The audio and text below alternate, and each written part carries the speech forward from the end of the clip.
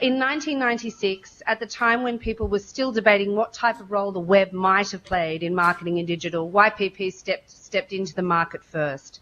Nearly 2 decades later, are you still as committed to new media? Well, Paul, I guess this is the penalty of when one of your colleagues loses his voice and says in an email, would I sub? So here we are at not 12 o'clock, but at 11 o'clock at night, trying to see whether Algeria will beat Germany, which unfortunately they're currently 1-0 down, which is probably the most important thing I'm going to say this evening. But in any event, the answer to your question is, if I've got one regret about the last 17 years since we made that statement in 97, it would be that we didn't go faster. So today, of our $19 billion of revenue, about 36% to be precise, maybe a little bit more than that now, comes from digital, which means search, classic desktop search, display, video, social and mobile, the five-legged stool that was, we call it, of Google and of course of others. And the one regret is, as I said, that we hadn't gone further. If you look at the US data on the time that consumers spend with media in comparison to what we as an industry, not WPP, we're about double the market weight.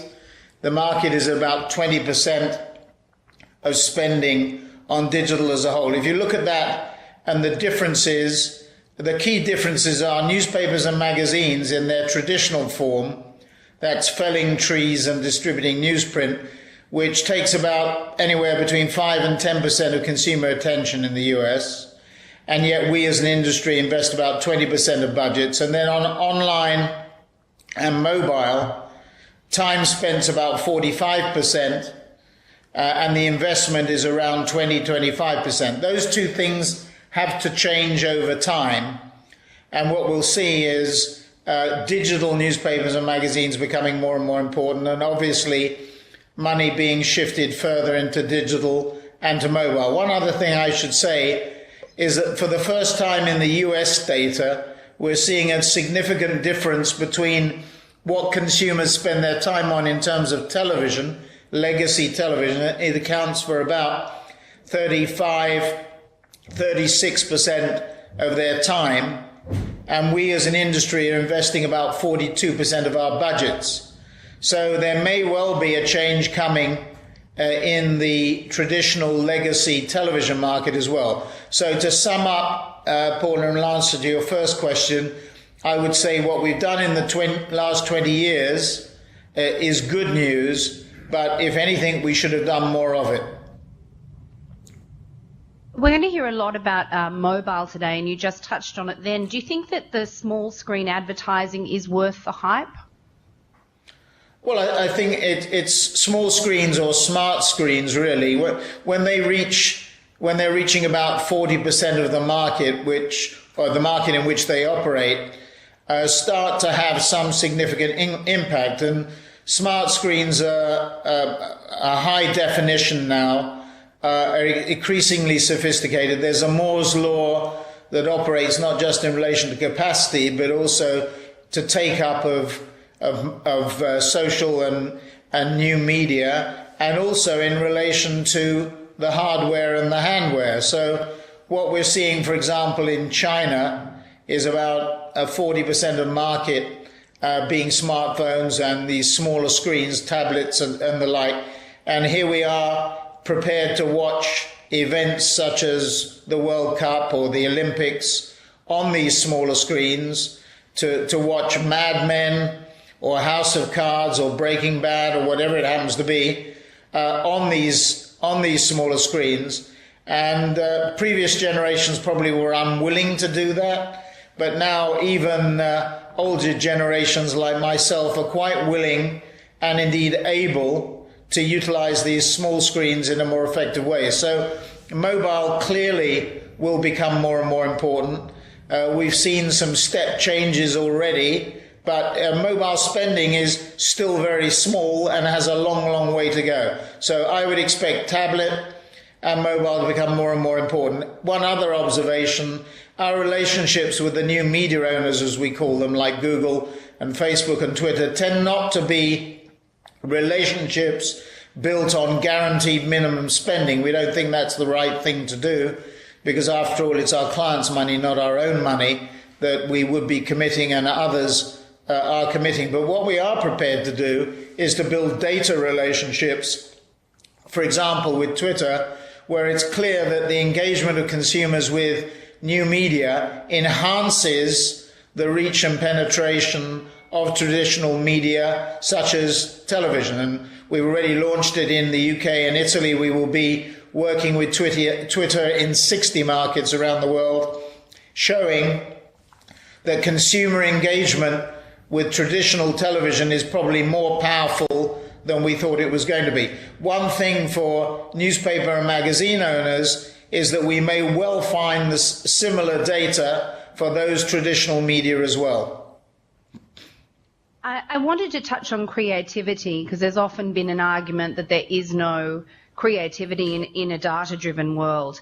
Now, WPP recently swept the Cannes Awards season. You had 18 Lions and Holding Company of the Year for the third year in a row. What's your view on creativity in the digital world?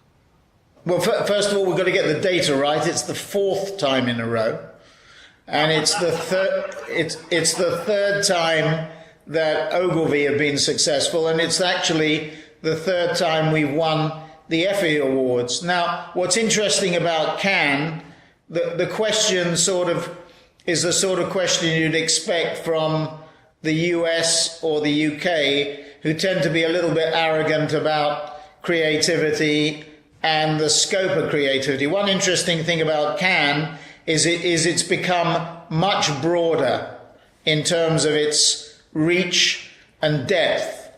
And one of the things that we've seen this year at Cannes is the inclusion of healthcare communications for the first time, not on a points gathering basis, but that will happen next year.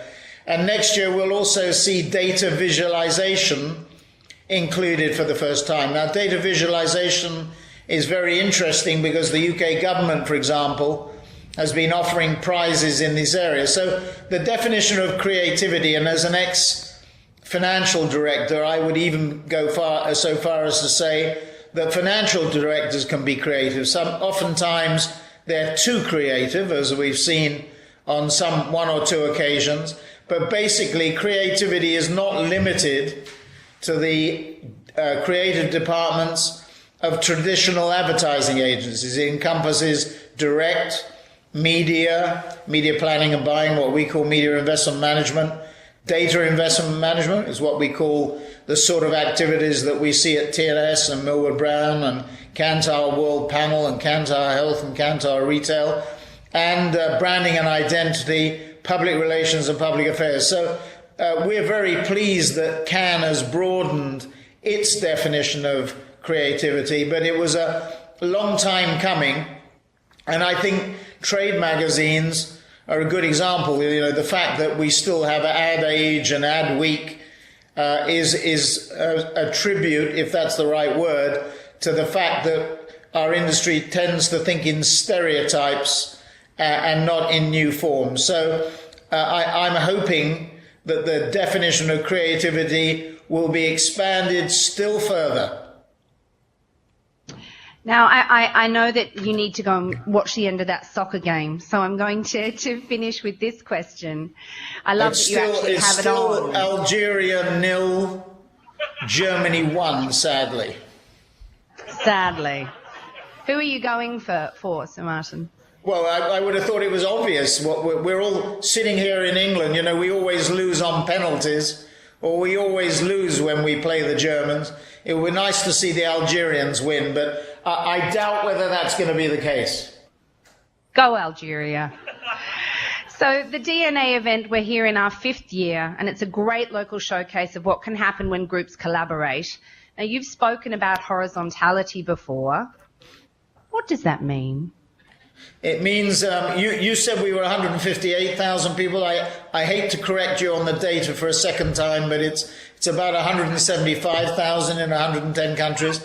And what horizontality actually means is getting everybody to work together. And that's very difficult to achieve.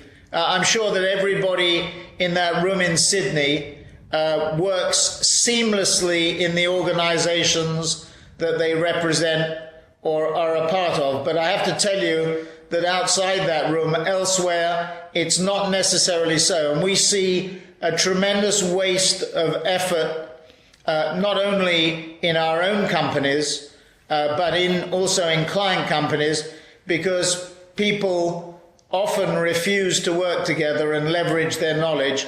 And I have to say, somewhat inadvisedly, that the better the people, usually the more opinionated they are, because they have good track records and therefore can afford to be opinionated. The better the people, the more difficult it is to get them to work together, the more they believe that they're right. Dangerous thing to say, because average people are usually easier to deal with, and often average people, when they hear me say that sort of thing, want to be difficult, because they think by being difficult that in some strange way they'll become good. But having said that, over the years, I would say we've seen a change in attitude at WPP and its constituent companies, and every day it gets better.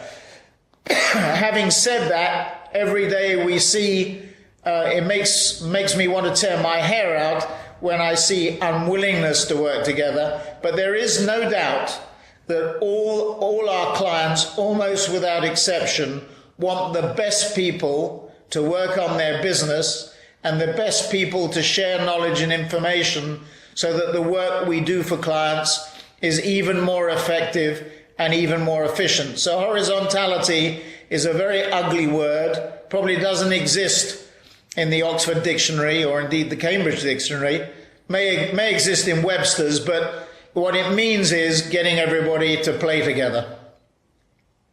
I wonder if that picture behind you is a metaphor for it. We can't see. Well, it's the metaphor that we use. This is from the latest annual report, which featured the work of a very famous Mexican artist called Diego Rivera, and this is his chili pepper, so to speak, from Mexico. But what it seeks to show is that despite the fact that there are diseconomies of scale in creative businesses, with the exception of the economies of scale we see in media buying, not in planning, but in buying, what this basically, sitting behind me, says is that if we play together, we can be even more effective, subject to some of the constraints that we're well aware of in our industry, that we can be much more effective on behalf of our clients.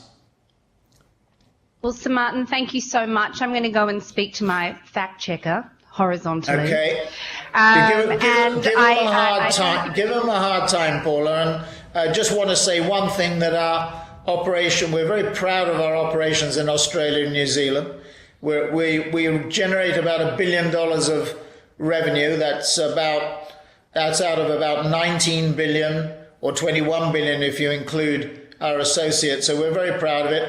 And this year, although on the top line growth is modest because of the pressures on the economy, things are improving in Australia and New Zealand, and we're very hopeful it'll be a good year. So congratulations to all our people there in anticipation. And I hope the conference, your 5th DNA, goes well. Thank you so much, Sir Martin, and go Algeria.